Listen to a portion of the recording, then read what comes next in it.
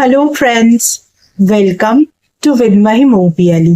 আজকে চলে এসেছি তোমাদের সঙ্গে একটা বিশেষ বিষয় শেয়ার করে নেব বলে, বা বলা যেতে পারে তোমাদেরই প্রশ্নের উত্তর দেব বলে। তোমাদের মধ্যে অনেকেই আমাকে জিজ্ঞাসা করেছো বেশ কিছু কথা, যার আনসার হিসেবে আমি বলেছিলাম যে কোনো স্পিরিচুয়াল জায়গা যেখানে তুমি যেতে ভালোবাসো সেই রকম স্পিরিচুয়াল জায়গায় কিছু কিছু জিনিস ডোনেট করতে। বাট সেগুলো কি? তো আজকে আমি সেই বিষয়েই আনসার দেব। অনেককেই হয়তো এই আনসার গুলো আমি পার্সোনালি দিয়ে দিয়েছি, তাও একটা জট ডাউন করে একটা ভিডিও তৈরি করলাম যাতে তোমরা বুঝতে পারো স্পিরিচুয়াল প্লেসেসে কি কি বিশেষ বিশেষ জিনিস ডোনেট করলে তোমাদের অনেক উপকার হতে পারে। স্পিরিচুয়াল প্লেসেসে আমরা যখনই যাই, দূর থেকে সেটা দেখে আমরা চিনতে পারি, বা সবার আগে যেটা আমাদের চোখে পড়ে সেটা যে কোনো জায়গা হতে পারে, মন্দির, মসজিদ, গুরুদ্বারা বা আদার্স কোনো প্লেসেস।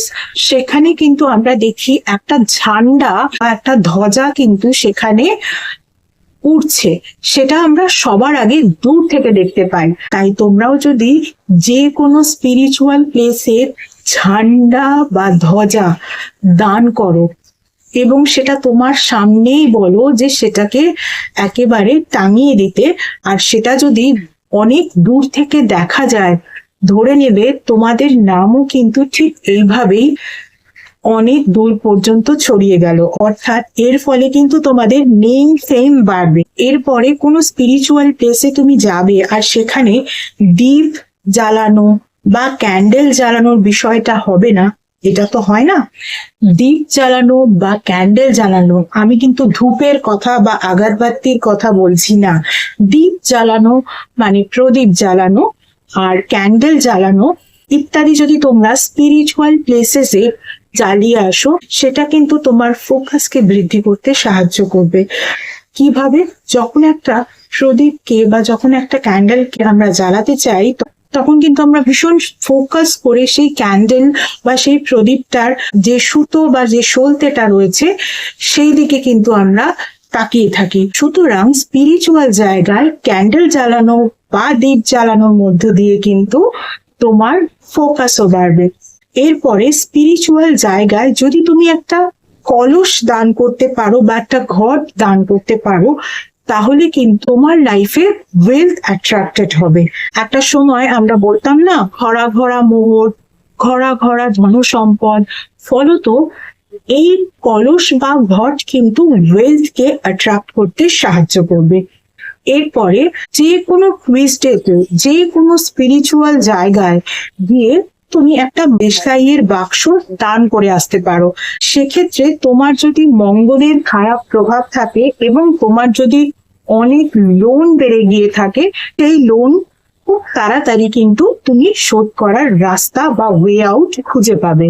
এরপরে তুমি কোনো স্পিরিচুয়াল প্লেসেসে যেখানে ভোগ খাওয়ানো হচ্ছে, বা যদি গুরুদ্বারা হয় লঙ্গর খাওয়ানো হচ্ছে, বা যদি চার্চ হয় যেখানে মানুষকে সেই স্পিরিচুয়াল প্লেসের পক্ষ থেকে কিছু খাওয়ানো হচ্ছে, সেখানে তুমি যদি সল্ট দান করো, আর ফলে কিন্তু তুমি খুব প্রোটেক্টেড থাকবে। শুধু তাই নয়, তোমার কিন্তু হেলথ ইস্যুস চট করে হবে না। এরপরে তুমি যদি স্পিরিচুয়াল প্লেসে গিয়ে কর্পূর দান করো, আমরা জানি কর্পূর আমাদের চারিদিকে একটা সুন্দর ফ্র্যাগ্রেন্সের সৃষ্টি করে, তার সঙ্গে সঙ্গে নেগেটিভিটিকেও ক্লিয়ার করে। যাদের ফিমেল হরমোন রিলেটেড ইস্যুস বা female reproductive system related issues বা চাইল্ড বার্থ ইস্যুস, তারা ডাক্তার যেমন দেখাচ্ছ, ডাক্তার তো অবশ্যই দেখাবে, তার সঙ্গে সঙ্গে কর্পূর স্পিরিচুয়াল প্লেসে দান করো। এরপরে দেখবে অনেক মন্দিরে, অনেক মসজিদে বা গুরুদ্বারাতে অনেকে ছত্র দান করে। এই ছত্রটা কখনো কখনো সিলভারের হয়, কখনো কখনো গোল্ডের হয়, আবার কখনো কখনো মসজিদের ক্ষেত্রে দেখা যায় ফুলের হয়। তুমি যদি সিলভার বা গোল্ডের নাও দিতে পারো, তুমি ফুলেরও দিতে পারো, সেটা মন্দির, মসজিদ, গুরুদ্বারা সব জায়গাতেই কিন্তু অ্যাকসেপ্টেবল। সেখানে ফুলের ছত্রদান করো। এর ফলে কিন্তু তোমার সঙ্গে সবসময় ডিভাইন পাওয়ারের আশীর্বাদ থাকবে। এছাড়া এরকম স্পিরিচুয়াল প্লেসে গিয়ে কোন রকম ভাবে কমফোর্টেবল কোনো আসন বা বসার জায়গা যদি তুমি ডোনেট করতে পারো, তাহলে কিন্তু তোমার স্টেবিলিটির জার্নিটা খুব কমফোর্টেবল হবে। খুব ইজিলি তুমি স্টেবিলিটি গেইন করতে পারবে যে কোনো কাজে। তাহলে এই ছোট ছোট রেমিডিস গুলো একবার বিশ্বাসের সঙ্গে করেই দেখো। আজকের মতো এই কটাই রেমেডি। যারা যারা আমাকে প্রশ্নগুলো করেছিলে তাদের প্রশ্নের উত্তরে যে রেমেডিগুলো বলেছিলাম সেই রেমেডিগুলোকেই একত্রিত করে আমি আজকের এই ভিডিওটা তোমাদের সঙ্গে শেয়ার করে নিলাম। কিন্তু ভিডিওটা তো শুধু তারা দেখছে না, সবাই দেখছে। ফলত বুঝতেই পারছো, খুব সামান্য কিছু জিনিস আমরা যদি স্পিরিচুয়াল প্লেসে ডোনেট করি তাহলে কিন্তু আমরা খুব সহজেই অনেক ভালো কিছুই অ্যাট্রাক্ট করতে পারি আমাদের জন্য। চলো আজকের মতো এটুকুই। এছাড়া যারা যারা আমার থেকে পার্সোনাল কনসালটেশন নিতে চাও তাদের বলবো, পার্সোনাল কনসালটেশন কিন্তু একেবারেই ফ্রি নয়। পার্সোনাল কনসালটেশন কিন্তু পেইড কনসালটেশন। Regarding what?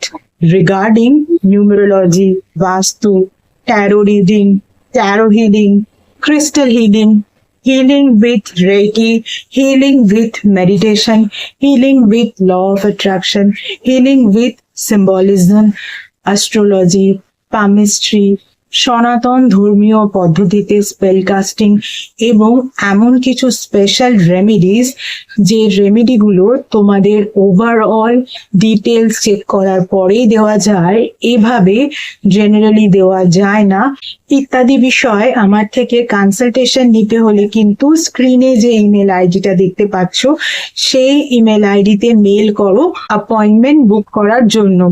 তোমাদের অ্যাপয়েন্টমেন্ট একবার বুক করা হয়ে গেলে তখন কিন্তু তোমাদের টাইম স্লট প্রোভাইড করে দেওয়া হবে এবং কল নাম্বারও প্রোভাইড করে দেওয়া হবে।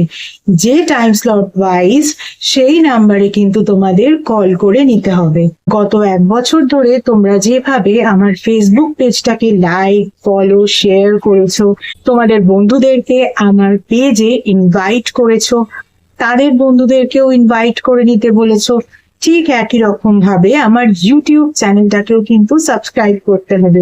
পাশে থাকা বেল আইকনটাকে ক্লিক করতে হবে আর তোমাদের বন্ধুদেরও বলতে হবে তারাও যেন আমার ইউটিউব চ্যানেলটাকে সাবস্ক্রাইব করে নেয়। আজকের মতো এইটুকুই। আবার অন্য কোনো ভিডিওতে নিশ্চয়ই তোমাদের সঙ্গে দেখা হবে। Tata, thank you so much.